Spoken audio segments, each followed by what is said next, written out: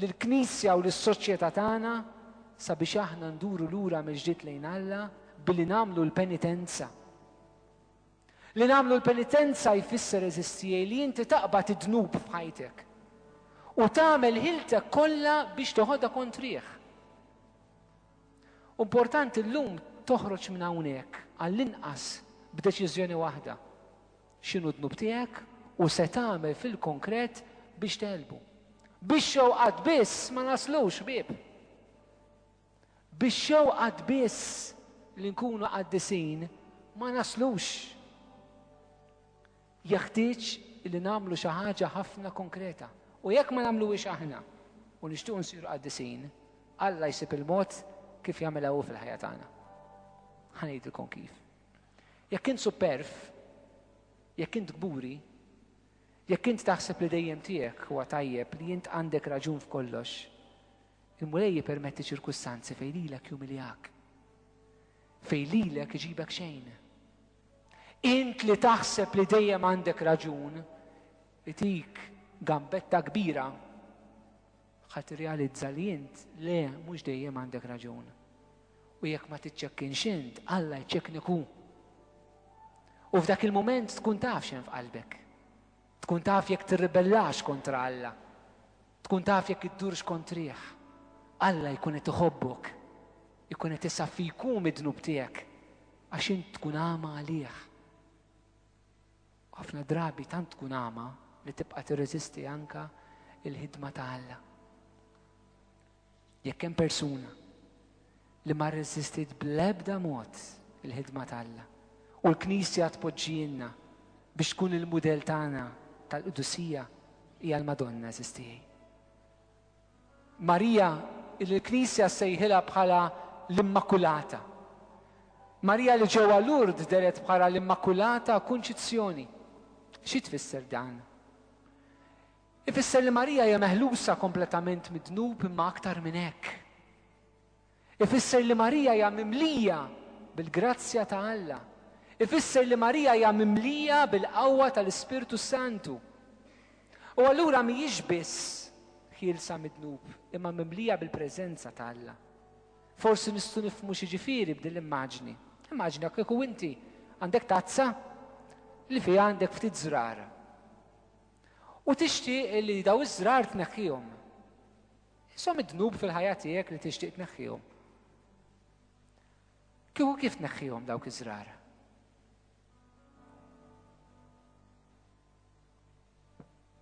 L-iktar mod sempliċi naħseb li taqbad it-tazza u tiżvujtha. U żrar jispiċċa jitlaq minn hemm. Alla l-imbirek mhux hekk kien neħħihom iż-żrar mill-ħajja tagħna, id-dnub minn ħajjitna. Mod ieħor kif dik it-tazza tiżvujtha hija billi taqbad bawżer ilma, bawżer ta' ħafna, u titfgħu f'dik it-tazza. Taf x'jiġri? Dak iż-żrar jagħmel u jibda joħroġ kollu.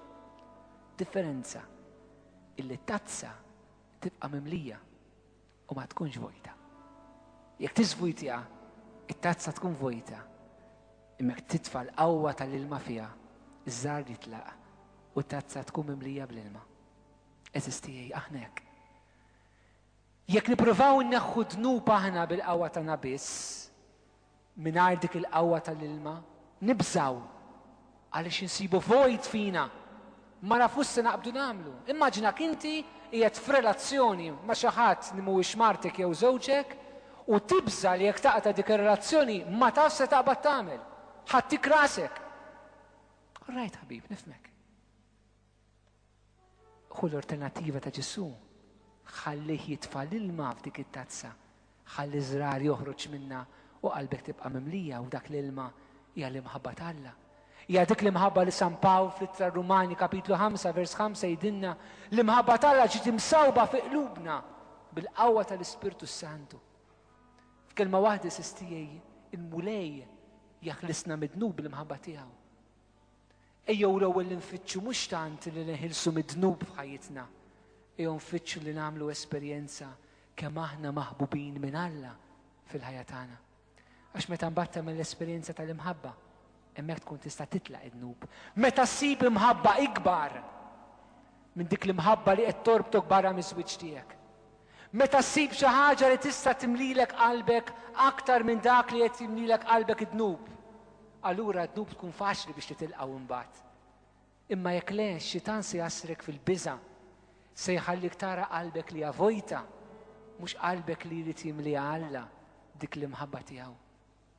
U allura llum insis niftu għajnejna ħbib tiegħi. Niftu għajnejna kif ġara dik il-mara Sammaritana. Tiftakru meta dik il-mara Sammaritana rajnija milux fil-Vanġelu. Iltaqet ma' Ġesu ħdejn il-bir. Dik il-mara kellha laċċ.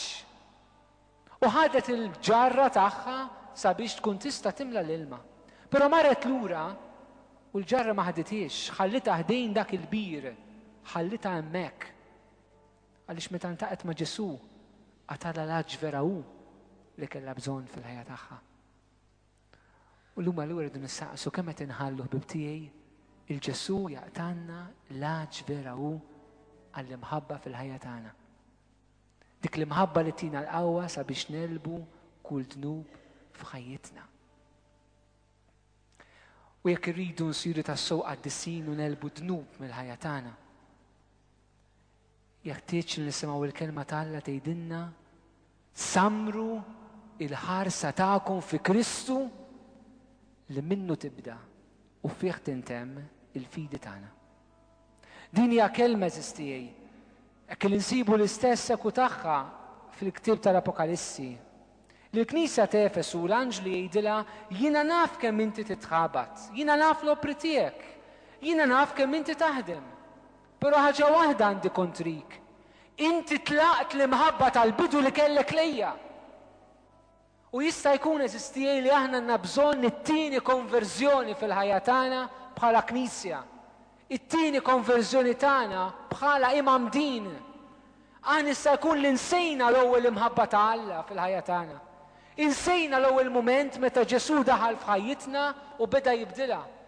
Insejna l-ewwel esperjenzi li lilna l-mulej tagħna. Insejna l-ewwel mumenti meta qalbna tas-sew bdiet tesperjenza l-Alla u bil-mod il-mod għadda żmien u daw ġew fix-xejn. U l-mulej llum qed jistedinna mill-ġdid. Iffissaw il-ħarsa tagħkom lejja. Tiffissawx il-ħarsa tagħkom kemm huwa diffiċli u kemm huwa impossibbli li tagħmel hekk u hekk. Ejjew illum bħala Knisja waħda npoġġu l-ħarsa tagħna fuq Ġesu. Mhux biex inkunu aljenati mir-realtà ta' madwarna. Mhux biex inkunu aljenati mir-realtà soċjali li aħna nkunu għaddejjin minnha jew ħadd ieħor ikun għaddej minnha. Imma li xnafu li jekk inpoġġu l-ħarsa tagħna fuq Kristu se nsibu l-qawwa vera biex inkunu nistgħu nibdlu r-realtà ta' madwarna u nibdlu r-realtà ta' ġewwa fina. Kemm ir-realtà tal-familja, kemm ir-realtà tax-xogħol, ir-realtà tas-soċjetà, ir-realtà ta' ħbiberiji, ir-realtà ta' divertiment tajjeb. Ejjew f'dan kollu inpoġġu l-ħarsa tagħna fuq Ġesu. Ejjew bħala Knisja eżistijej. U din nistedinna l-koll bħala Knisja. Inpoġġu l-ħarsa tagħna lejn Kristu. Ġwanni Pawlu t-tieni għalinna ejjew nibdew mill-ġdid minn Kristu. Jeħtieġ li aħna eżistijej bħala Knisja nduru lejn Ġesu. Il-qaddisin kienu dawk li Ġesu kien kontinwament fiċ-ċentru tal-ħajja tagħhom. Tumas minn Ċelanu meta ddiskriva il-ħajja ta' Franġisku.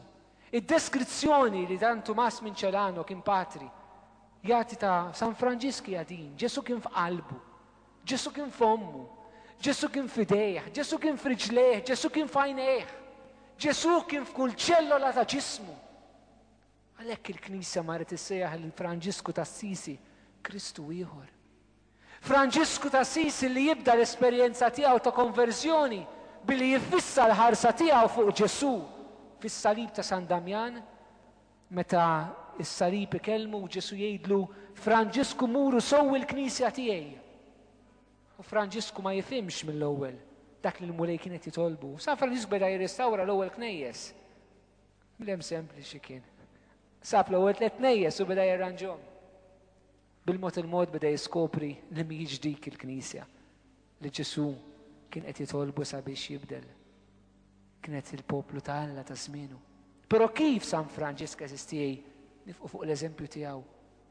Iva kien qaddis u biddel il-Knisja u s-soċjetà ta' żmienu.